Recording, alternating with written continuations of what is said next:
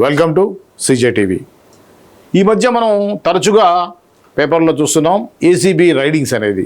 అయితే ఈ ACB raidings అనేది తెలంగాణలో మనం ఎక్కువగా చూస్తున్నాం. అలానే అవినీతి చేసినటువంటి అధికారులు కూడా ఎక్కువగా తెలంగాణలో పట్టుబడుతున్నారు.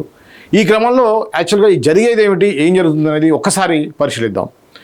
తెలంగాణ అవినీతి నిరోధక శాఖ అవినీతి ప్రభుత్వ అధికారులపై కఠిన చర్యలను ముమ్మరం చేసింది. గత 6 నెలల్లో మొత్తం 122 కేసులు నమోదు చేసింది. ఇది గత సంవత్సరం మొత్తం కేసుల కంటే చాలా ఎక్కువ. ప్రధాన ట్రాప్ కేసుల్లో జిహెచ్ఎంసి అంటే గ్రేటర్ హైదరాబాద్ మున్సిపాలిటీ కార్పొరేషన్, అలానే నీటిపారుదల శాఖ అధికారులు ఉన్నారు. అంటే మనకు తెలుసు హైదరాబాద్లో ముఖ్యంగా కన్స్ట్రక్షన్ సంబంధించినటువంటి అనుమతుల విషయంలో కానివ్వండి, అలానే వాటర్ సంబంధించి నీటి పంపు లైన్ల కోసం అవి యూసేజ్ సంబంధించి కానీ ఆ యొక్క పర్మిషన్లు కానీ వీటి కోసం ఎక్కువ దరఖాస్తులు వస్తూ ఉంటాయి. ఈ క్రమంలో ఈ యొక్క శాఖలకు సంబంధించిన అధికారులు అవినీతికి పాల్పడే అధికారులకు సంబంధించినటువంటి తమకు సమాచారం ఇవ్వాలని ఏసీబీ పౌరులను కోరుతుంది. సో కామన్గా ఏ శాఖలోనే సరే అవినీతికి సంబంధించినటువంటి ఎవరైనా మిమ్మల్ని లంచం అయినట్టయితే మాకు తెలియజేయండి అని చెప్పేసి ఏసీబీ పౌరులను కోరుతుంటుంది. అయితే 6 నెలల్లో ఇంతమంది లంచావతారులు పట్టుబడ్డారా అని అందరం కూడా అవాక్కయ్యే పరిస్థితుంది. తెలంగాణ అవినీతి నిరోధక శాఖ అధికారులు అక్రమార్కులపై దృష్టి సారించారు. ఏసీబీ అధికారులు ఎన్నడూ లేని విధంగా ఆదాయానికి మించినటువంటి ఆస్తుల కేసులో అక్రమార్కులపై కేసులు నమోదు చేసి జైలుకు పంపిస్తున్నారు. గత 6 నెలల్లో 122 కేసులు నమోదు చేసి వందలాది మందిని కటకటాల పాలు చేశారు ఏసీబీ అధికారులు.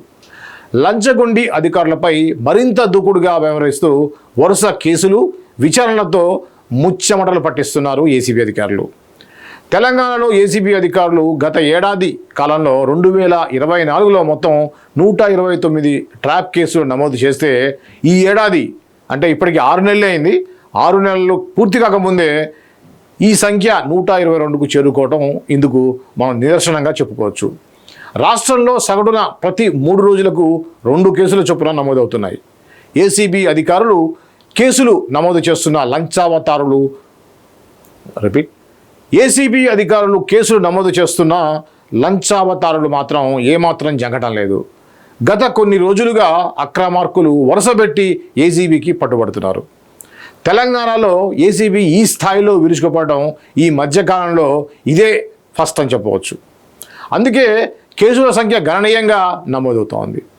ఏసీబీ అధికారుల సత్వర స్పందనతో బాధితుల్లో సైతం నమ్మకం ఏర్పడుతుంది.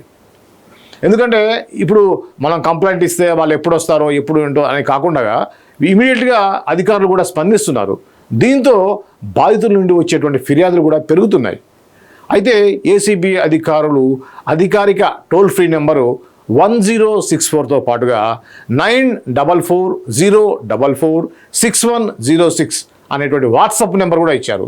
అలానే ఫేస్బుక్, ఎక్స్ లాంటి సోషల్ మీడియా ప్లాట్ఫామ్స్ ద్వారా కూడా ఫిర్యాదులు చేసేటువంటి సౌలభ్యం ఉంది. ప్రజల్లో టెక్నాలజీ వినియోగం పెరగడం కూడా ఫిర్యాదులు ఎక్కువ సంఖ్యలో రావడానికి కారణంగా మారింది. సమాచారం రాగానే ఏసీబీ అధికారులు తొలుతగా అసలైనదా కాదా అని బాధితుడు నిజంగానే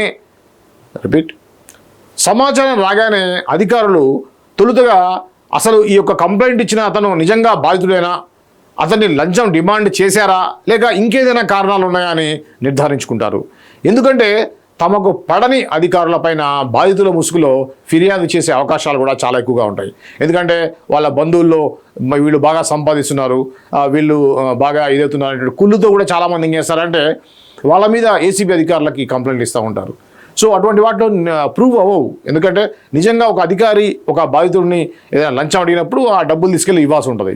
అలా కాకుండా వాళ్ళు లంచాలు తీసుకుంటున్నారు, వీళ్ళు లంచాలు తీసుకుంటున్నారు అనేటువంటి ఒక నిర్దిష్టమైనటువంటి ప్రూఫ్స్ లేని కంప్లైంట్స్ తోటి ఈ యొక్క అధికారులు కూడా చాలా తలనొప్పి ఉంటుంది. అందుకే చాలా సందర్భాల్లో బాధితులే ఫోను, వీడియో రికార్డింగ్లు వంటివి సమర్పిస్తూ ఉంటారు.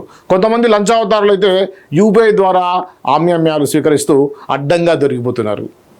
బాధితులు సమర్పించేటువంటి ఇలాంటి ఆధారాలను మరోమారు పరిశీలించి యాక్చువల్గా వాస్తవంగా ఇది నిజమా కాదా, యూపీఐ పేమెంట్స్ కానివ్వండి, లేకపోతే వాట్సాప్ చాట్ కానివ్వండి, ఇవన్నీ చూసి ఆ తర్వాత ఏసీబీ అధికారులు రంగంలో దిగుతారు. గతంలో ఒక ఫిర్యాదును నిర్ధారించుకొని లంచం అడిగిన ఉద్యోగిని పట్టుకోవడానికి సగటున వారం నుంచి 10 రోజులు పట్టేది. కానీ ఇప్పుడు అది కేవలం 3-4 రోజులకు తగ్గిపోయింది. ఏసీబీకి వచ్చే ఫిర్యాదుల సంఖ్య క్రమంగా పెరుగుతూ ఉండడంతో అందుకు తగ్గట్టుగానే ఏసీబీ అధికారులు కూడా స్పందిస్తున్నారు. ఏసీబీ అధికారులు కూడా దీనికి ప్రత్యామ్నాయ ఏర్పాట్లు చేస్తోంది.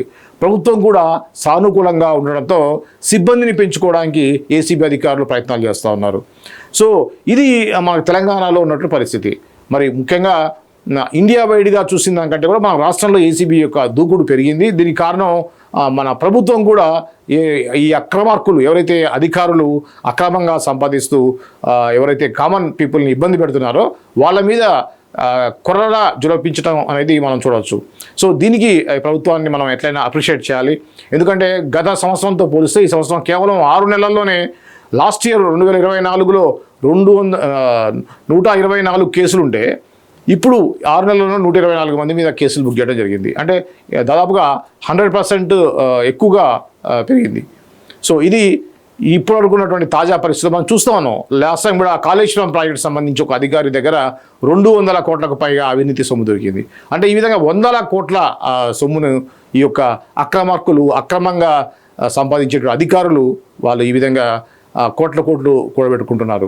సో ఇలాంటి ఏసీబీ వాళ్ళు ఇమీడియట్గా రియాక్ట్ అయ్యి ఈ విధంగా చేయటం వల్ల వాళ్ళ కొద్దిగా కొంతకాలం తర్వాత వాళ్ళకి భయం వచ్చేసి ఈ యొక్క అక్రమార్జనని ఆపేసే అవకాశం ఉంటుంది. ఏదైనా సామాన్య పౌరులు ఏం కోరుకుంటారంటే ఇలాంటి అధికారులకి ఇంకా జీవితంలో కోలుకునే విధంగా వాళ్ళకి పనిష్మెంట్ ఉంటే తప్ప ఇలాంటి ఈ లంచాలు తీసుకునేటువంటి తగ్గవు అనేది సామాన్య పౌరులు కోరుకుంటా ఉన్నారు.